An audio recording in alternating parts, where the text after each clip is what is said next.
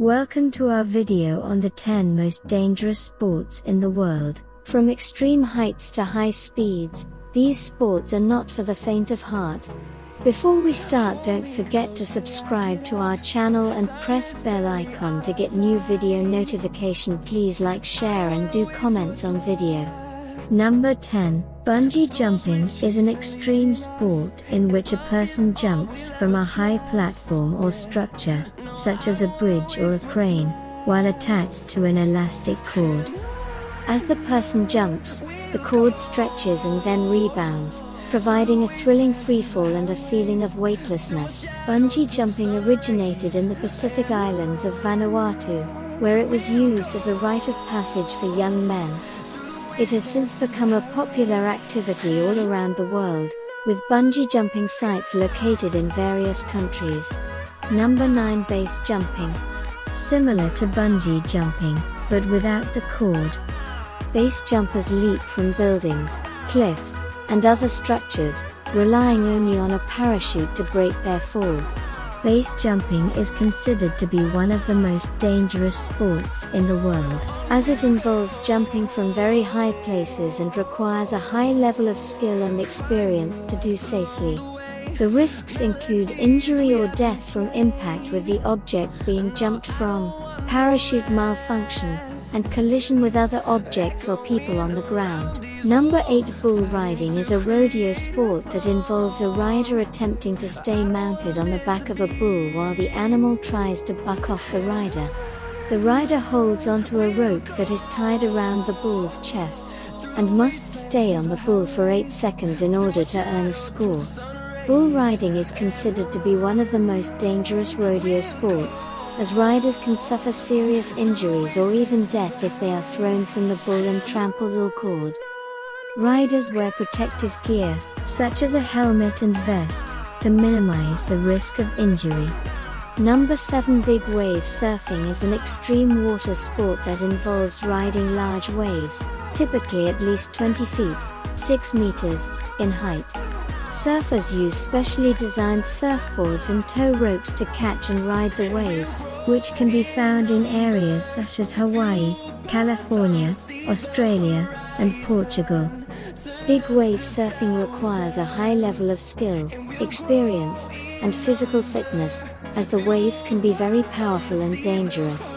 Surfers need to be able to navigate the waves, maintain their balance, and make quick decisions to avoid hazards such as rocks, reefs, and other surfers.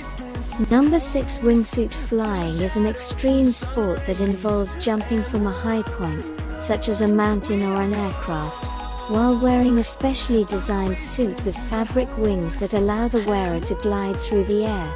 The wingsuit is made of lightweight, aerodynamic fabric that provides lift and allows the wearer to control their direction and speed during the flight. Wingsuit flying is considered to be one of the most dangerous extreme sports due to the risks involved, including the potential for mid-air collisions, equipment failure, and difficulty in maneuvering during flight. It requires extensive training and experience to be able to safely participate in the sport. Number 5. Cave diving is a type of scuba diving that involves exploring underwater caves and other submerged structures. Cave divers use specialized equipment and techniques to navigate through narrow passages, deep chambers, and other underwater environments that are inaccessible to regular scuba divers. Cave diving is considered to be one of the most challenging and dangerous forms of scuba diving, as divers are often operating in environments with limited visibility, strong currents, and other hazards such as sharp rocks and low ceilings. The risks involved in cave diving include the potential for entanglement, equipment failure, and disorientation, which can lead to injury or death. Number 4. Heli-skiing is an extreme snow sport that involves using a helicopter to access remote and challenging ski terrain that is not accessible by other means.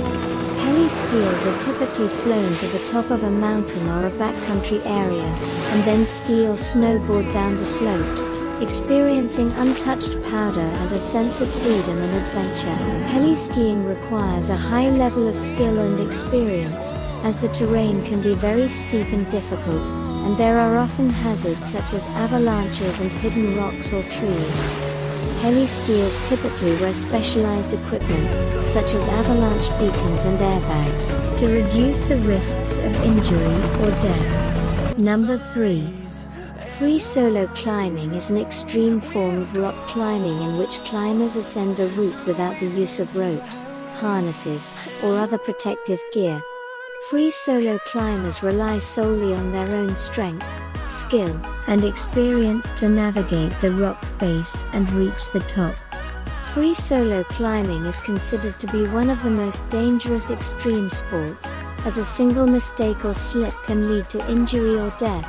Even the most experienced climbers have lost their lives while attempting free solo climbs. The risks involved include falling, slipping, and losing one's grip, as well as the risk of exhaustion or dehydration. Number 2. Street luge is an extreme sport that involves riding a specialized board, known as a luge board, down a steep hill or course. The rider lies on their back on the board, which typically has 4 wheels and is designed for high speeds and maneuverability. Street luge is considered to be one of the most thrilling and dangerous extreme sports, as riders can reach speeds of up to 70 miles per hour or more. The sport requires a high level of skill and experience, as riders must be able to navigate sharp turns, avoid obstacles, and maintain their balance and control at high speeds. And finally, Number 1. Bullfighting is a traditional spectacle that involves a matador, or bullfighter, engaging in a ritualized performance with a bull. The origins of bullfighting can be traced back to ancient Rome and Spain, where it was initially practiced as a way to test the skills of horsemen and demonstrate bravery in battle.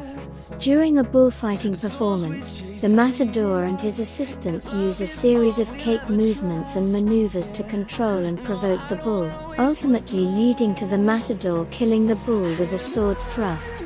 The performance is divided into 3 parts, or tercios, with each part featuring different types of movements and challenges for the matador. Thanks for watching our video on the 10 most dangerous sports in the world.